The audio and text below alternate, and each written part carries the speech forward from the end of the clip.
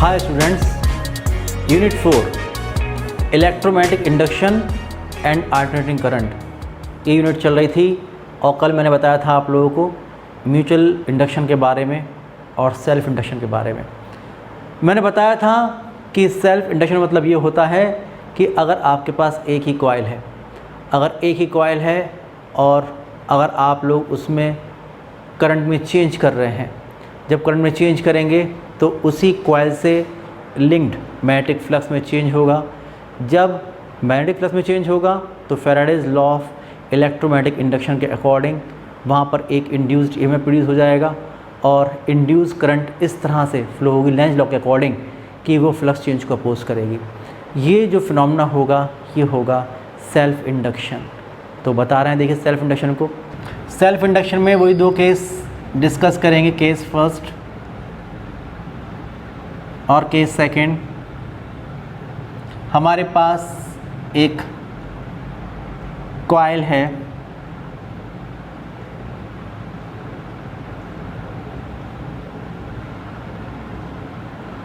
ये कॉइल है। इस कॉइल में एक बैटरी लगी हुई है, एक रिहोस्टेट और एक की। ये है की, ये है रिहोस्टेट, ये है बैटरी।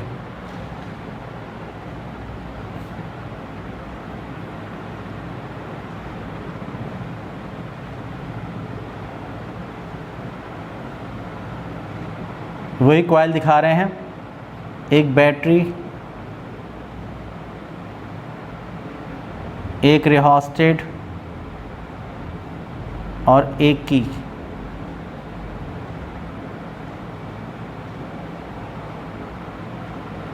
ये लगे हुए हैं।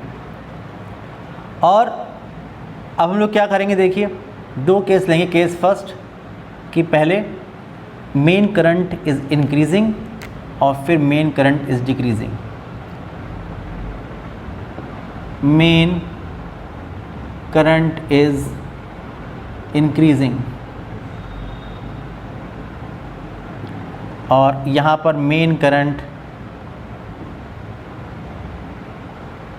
Is decreasing. ये दो केस डिस्कस करने वाले हैं। मान लीजिए, देखिए कि करंट आपने जब इसकी को क्लोज़ किया तो करंट फ्लो होनी शुरू हो गई। ये है मेन करंट। जब ये मेन करंट फ्लो होगी यहाँ पर, तो आप देखेंगे कि यहाँ पर अभी कोई भी फील्ड लाइन नहीं थी, मैग्नेटिक फ्लक्स लाइन नहीं थी। जैसे ही करंट फ्लो होना शुरू होगी वैसे ही यहाँ से जो मैग्नेटिक फ्लक्स लाइन है वो इस कॉइल से लिंक्ड हो जाएंगी, अपीयर हो जाएंगी। इसका फ्लक्स ज़ीरो से बढ़ेगा। जब फ्लक्स बढ़ेगा तो आप जानते हैं कि इलेक्ट्रोमैग्नेटिक इंडक्शन यहाँ पर होगा। उसी का ही एक फॉर्म है, उसका एक टाइप है कि जब भी किसी कॉइल से लिंक्ड मैग्नेटिक फ्लक्स में चेंज होता है तो वहाँ पर एक इंड्यूस्ड ईएमएफ प्रोड्यूस हो जाया करता है और एक इंड्यूस करंट फ्लो होने लगती है जो लेंज लॉ के अकॉर्डिंग हमेशा फ्लक्स चेंज को अपोज करती है। तो जब फ्लक्स बढ़ रहा है यहाँ पर, तो जो इंड्यूस करंट होगी वो फ्लक्स के बढ़ने को अपोज करेगी, मतलब फ्लक्स के बढ़ने को रोकेगी। तो कैसे प्रोड्यूस होगी? ऐसे, जिससे कि B इधर फाइजिकल टू B इंटू ए होता है ना, तो यहाँ पर जब B बढ़ेगा और एरिया तो कांस्टेंट है तो फाई बढ़ेगा, फाई भी बढ़ जाएगा। तो ये जो करंट है वो इस करंट के अपोजिट डायरेक्शन में फ्लो होगी, जिससे कि B को कम कर सके। इस तरफ ये मेन B इस तरफ है तो वो इधर की तरफ B प्रोड्यूस करेगी, जिससे कि फ्लक्स को बढ़ने से रोक सके। तो जब मेन करंट इज़ इंक्रीजिंग तो जो इंड्यूस करंट है वो फ्लो होगी इसके अपोजिट डायरेक्शन में। ये फ्लो होगी induce current.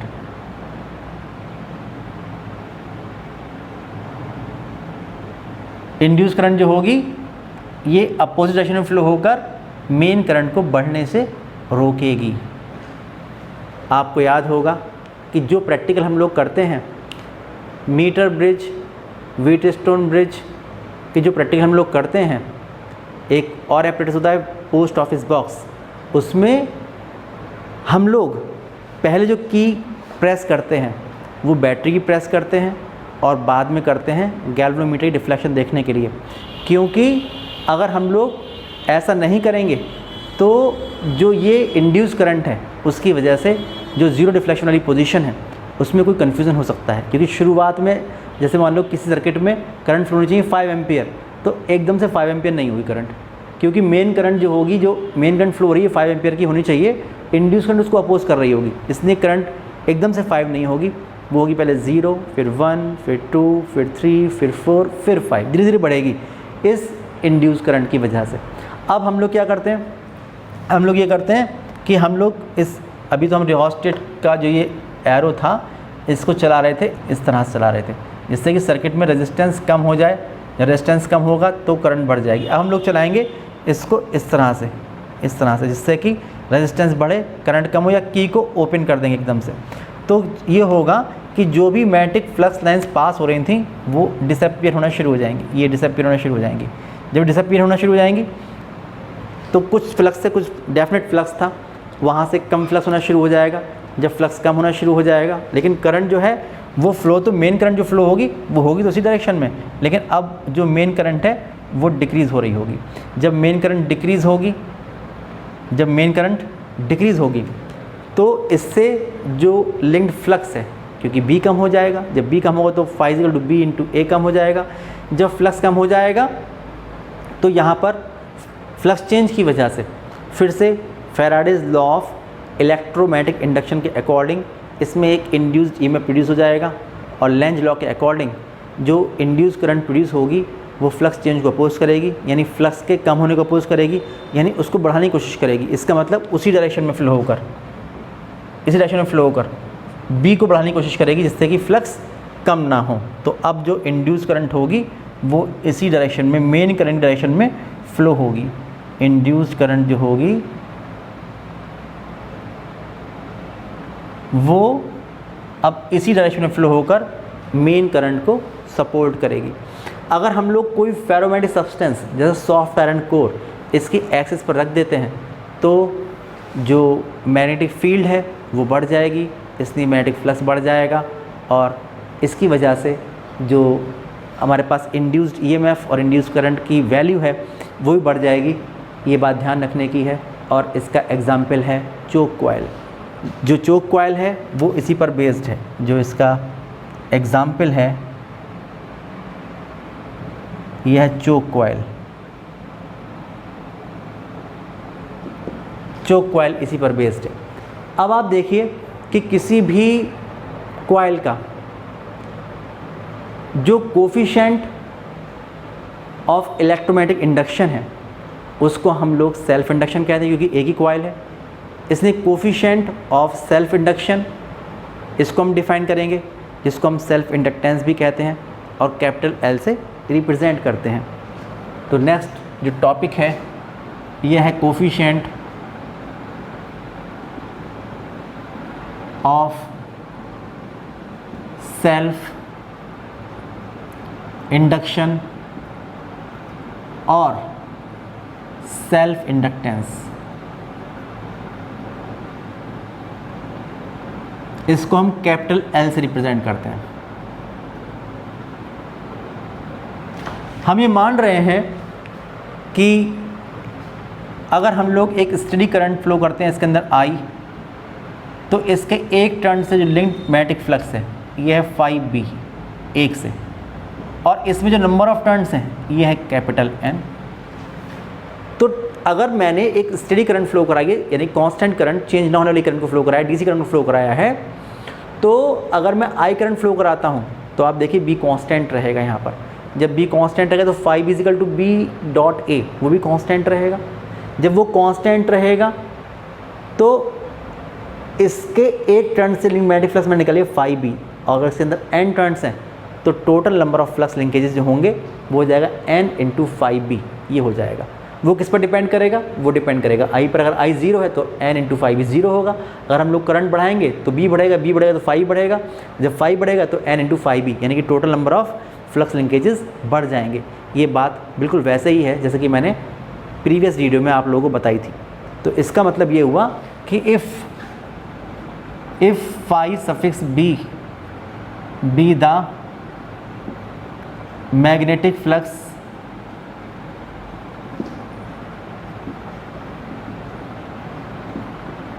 linked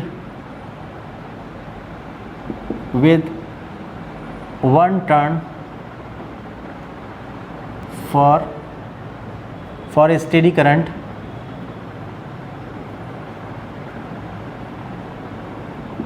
I in the coil, then total number of flux linkages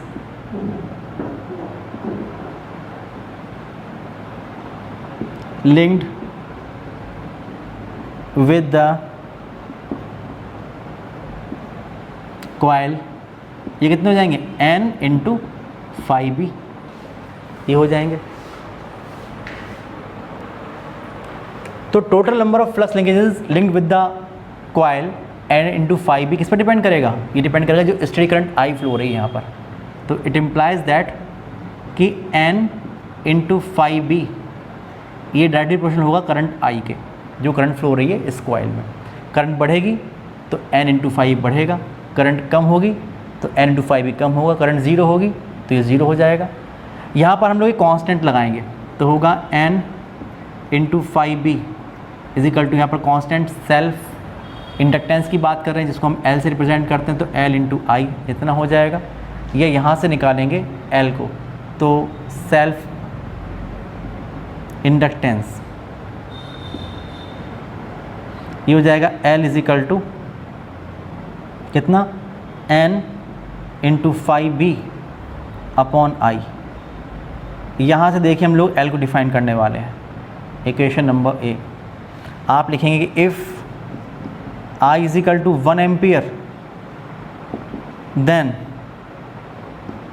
L is equal to N into five B.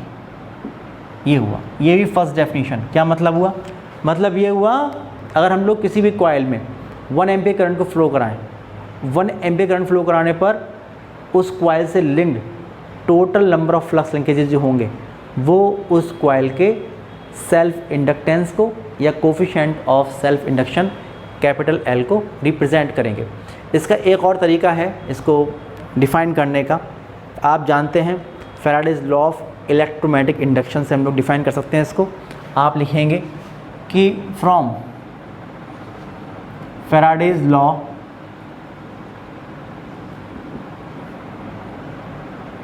Of electromagnetic induction induced EMF, और यहाँ पर इसको बैक ईएमएफ भी कहते हैं। और बैक ईएमएफ क्यों कहते हैं बैक ईएमएफ, इसलिए क्योंकि यहाँ पर इसी कॉइल में करंट बढ़ रही है मेन करंट, तो इसको अपोज कर रहा है जो भी इंड्यूस्ड ईएमएफ है। अगर करंट कम हो रही है तो उसी डायरेक्शन में इसको कम नहीं होने दे रहा, अगर बढ़ रही है तो बढ़ने नहीं दे रहा है, कम हो रही है तो कम नहीं होने दे रहा है, इसलिए इसको बैक ईएमएफ कहते हैं। तो from Faraday's law of electromagnetic induction induced EMF और बैक ईएमएफ कितना होगा इस कॉइल में, ये होगा E is equal to minus, अगर नंबर ऑफ टर्न्स हैं n delta five B upon delta T, ये फॉर्मूला होगा। Number of turns capital N को आप अंदर ले जाएंगे यहाँ पर, तो E is equal to minus delta n into five B upon delta T इतना हो जाएगा। लेकिन आप देख रहे हैं यहाँ से कि n इंटू फाइव बी किसके इक्वल है, L into I K, but from A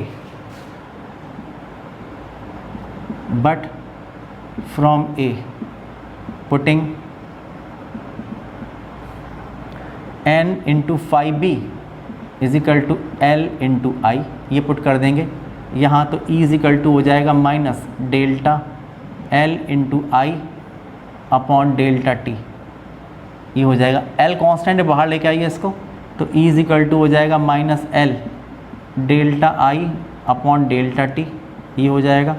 equation number B, यहाँ से आप देखिए मैग्नीट्यूड निकालिए इंड्यूस्ड ईएमएफ का, तो मॉड ऑफ E, तो मॉड ऑफ E निकालेंगे, इट इम्प्लाइज दैट कि mod of E is equal to L delta I upon delta T. तो यहाँ से हम लोग L को डिफाइन कर सकते हैं कि self inductance L is equal to mod of E upon delta I upon delta T. यहाँ से आप देखिए डिफाइन कर सकते हैं इसको कैसे कि if delta I upon delta T, if delta upon delta 1 ampere पर सेकेंड, देन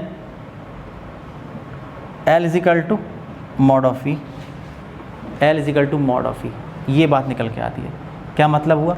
मतलब ये हुआ कि अगर हम लोग किसी भी कॉइल में करंट को 1 एम्पियर पर सेकेंड रेट से चेंज कर रहे हैं, यूनिट रेट से करंट को चेंज कर रहे हैं, तो उसी कॉइल में जो बैक ईएमएफ प्रोड्यूस होगा या जो इंड्यूस्ड ईएमएफ प्रोड्यूस होगा, उसका मैग्नीट्यूड ही उस कॉइल का कोफिशिएंट ऑफ सेल्फ इंडक्शन या सेल्फ इंडक्टेंस होता है, जिसे हम कैपिटल एल से रिप्रेजेंट करते हैं। आप देखिए इसकी ऐसा यूनिट भी हेनरी होती है।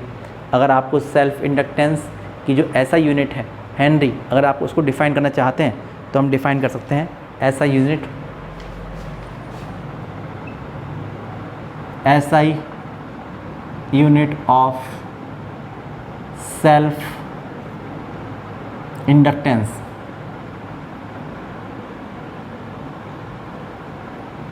L, जिसको हम कहते हैं हेनरी, हेनरी या H ये कहते हैं। तो आप देखिए इस इक्वेशन से, यहाँ से फ्रॉम B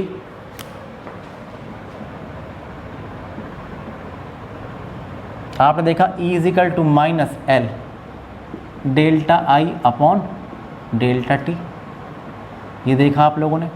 तो mod of E is equal to L delta I upon delta T।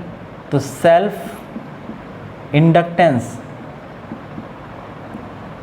ये हो गया L is equal to mod of E upon delta I upon delta T। यहाँ से आप देखिए कि if delta I upon delta T is equal to 1 ampere per second, अगर ये 1 एम्पियर पर सेकेंड है, and mod of E is equal to 1 volt, ये 1 volt है, then L is equal to 1 henry. ये डिफ़ाइन किया आपने। क्या मतलब हुआ?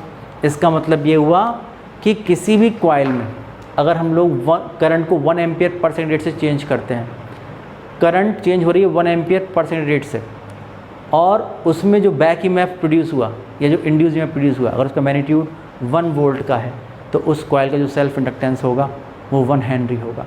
आप देखिए यहाँ से इसकी डायमेंशन भी निकाल सकते हैं।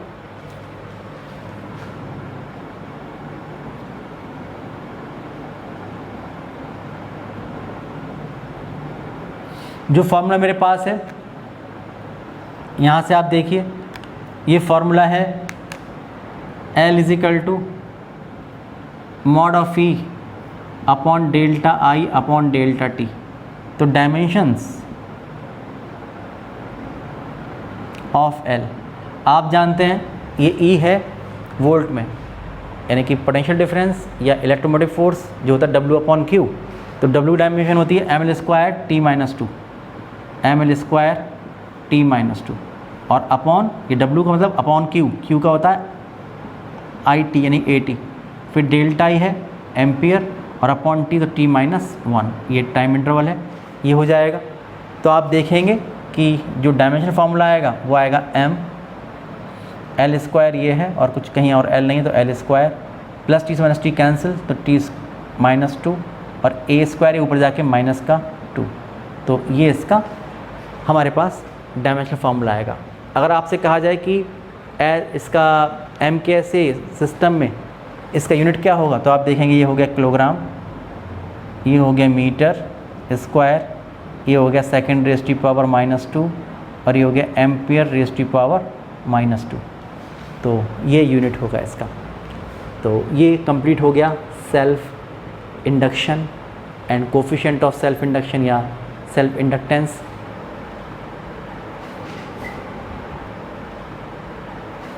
इसके बाद जो भी बाकी टॉपिक्स हैं उनको हम डिस्कस करेंगे नेक्स्ट वीडियो में। तब तक के लिए बाय बाय।